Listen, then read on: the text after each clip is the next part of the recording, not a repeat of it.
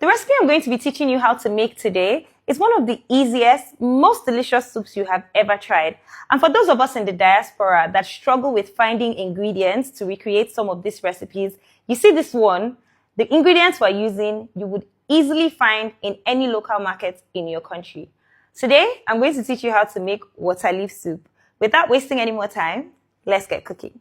So the first thing we're going to do here is we're going to steam our meat. And as usual, I'm using goat's meat, and this is male goat, but you can recreate this with any other kind of protein. Now for this soup, I always recommend that you cut everything into like nice chunks.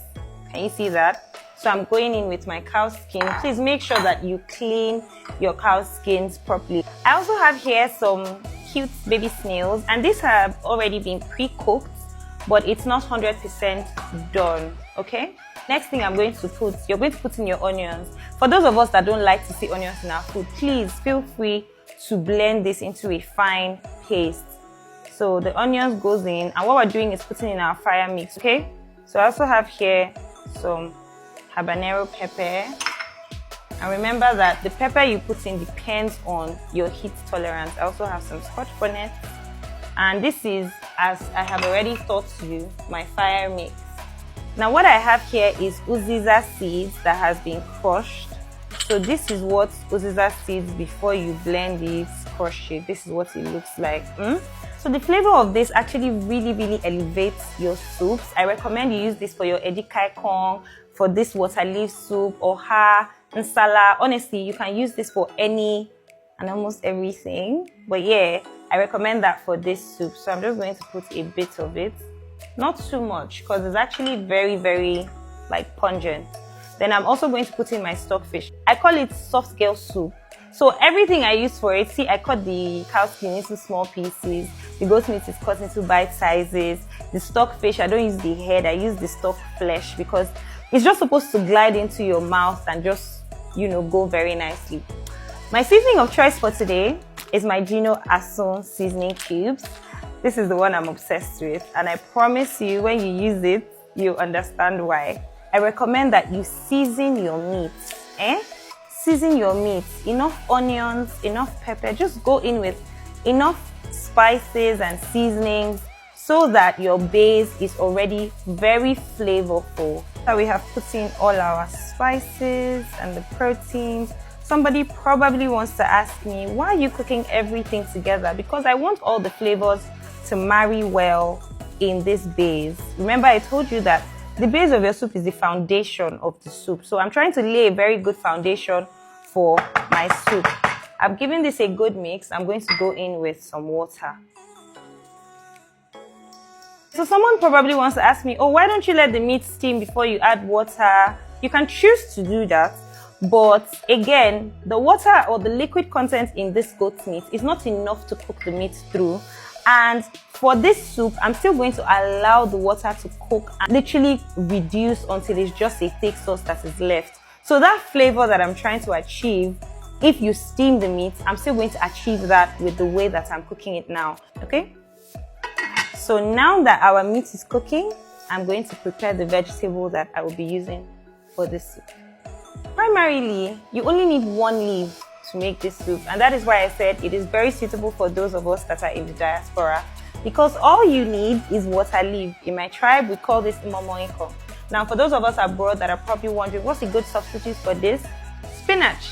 If you can find spinach anywhere, you can use that to recreate this recipe. And even if you don't have these uziza leaves or the uziza seeds, you're good to go, because I promise you, my mother makes this soup, and this is one of the best sellers in Calabar Port. She makes at least 4 batches of this. That's the big tray pans of this in a day. Sells out every single time. So I have already prepped my water leaf, and I've shown you guys how to do this in the edikaikong and in the afang video. So go down and go and check for it. So it's been washed. I'm going to just quickly cut it. And again, the rule still applies. You want to cut it into very tiny pieces, okay?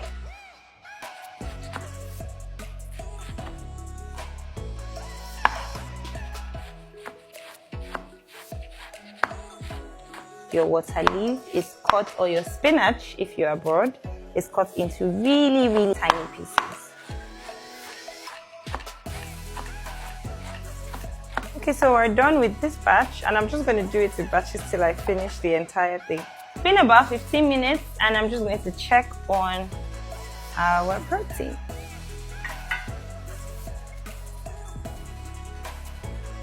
So I can see that my meat is already soft.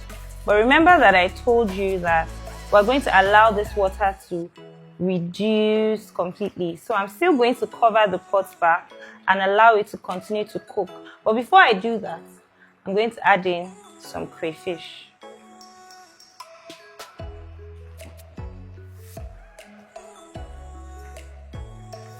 I'll cut the uziza leaves. But this is the uziza leaves, and I have already washed.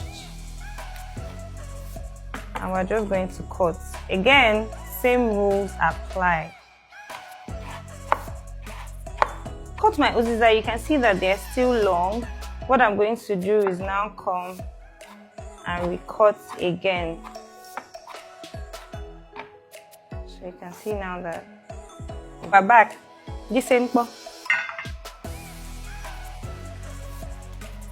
You can see that there's barely any liquid inside. For this particular soup, this is where you want to be. I'm going to add in my shrimp. Mind you, this is optional, but I recommend it because it actually sort of makes this taste really nice. Shelled periwinkle. And you may see in my red oil. And I'm going to add my red oil in 2 stages.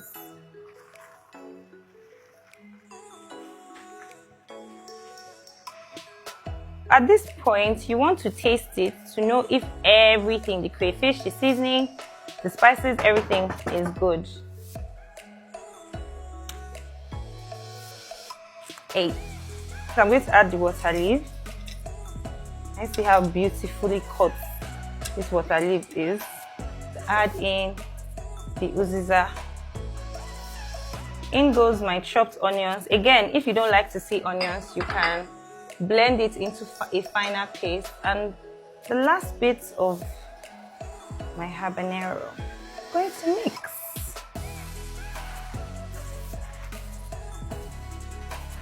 And a name, and a fun. And it can be affordable depending on what you choose to put inside. Always see them case and case fridge. That's when you cook this soup. In translation, this is not the soup you cook and put in the fridge. You make this one, eat it now. Chop now. So we're covering this and allowing it to cook. See, at this point, count 1 to 60. You don't want this thing to overcook. You want it to stay green, fresh, and beautiful. That's what we want to achieve. Don't allow your water leaf to die, okay? If you have any questions, you already know now, but make a comment section. Okay, so it's been 60 seconds, juice into the soup. So in case you were wondering, is the soup not going to be too dry? It's not dry at all. We'll now put our final dash of red oil. Now, we see that fit farm. But again, if you're trying to make this healthy, you can actually make this with minimal oil and it will still come out very, very nice. And our water leaf soup is ready. There you have it, guys. The water leaf soup is ready. I want you people to try this recipe and come and give me your reviews in the comment section. If you have any questions about this recipe, feel free to ask me in the comment section. And if there's anything you want me to teach you how to make, please put it in the comment section as well. Now, if you want to learn how to make this and over 170 other amazing recipes, you want to click on the link in my bio to register for my upcoming Christmas menu online cooking class. There's just 12 days until the end of registration. I mean, class is just 50,000 naira before tax.